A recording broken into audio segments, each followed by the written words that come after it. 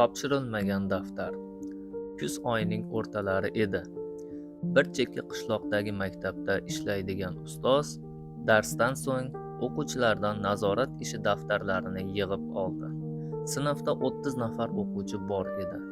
Ammo ulardan biri sho'x va biroz mas'uliyatsiz bo'lgan bir bola, "Ustoz, daftarim uyda qolibdi. Ertaga topshirsam maylimi?" deb ruxsat so'radi. Ustoz insof yuzasidan "Mayli" deb qolgan 29 ta daftarni oldi-yu yo'lga tushdi. Ustozning uyi qo'shni qishloqda bo'lib, u yerga borish uchun keng, kimsasiz dalalar, adirlar orqali o'tish kerak edi. Ish bilan bo'lib, vaqt ancha kech bo'lib qoldi. Atrofga quyuq qorong'ulik cho'kdi. Ustoz kimsasiz daladan o'tayotganda uzoqdan uvillagan tovushlarni eshitdi. Bu bo'rilar edi. Oradan ko'p o'tmay bir guruh och bo'rilar ayolning iziga tushdi. Ustoz qo'rqib ketdi, ammo o'zini yo'qotib qo'ymadi.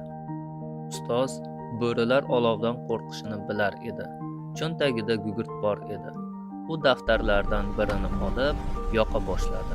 Shunday qilib ustoz bitta-bitta daftarlarni yoqib, olovni o'chirmasdan uyiga tomon qadam tashlayverdi.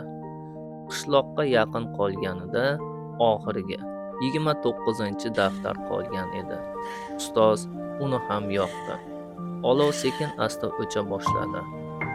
Uyigacha yana bir oz masofa qolgan edi. Agar yana bittagina daftar bo'lganida edi. Keyingi kuni maktabga daftarni topshirmagan o'quvchi kelib, "Ustoz, mana daftarlarim, olib keldim", dedi.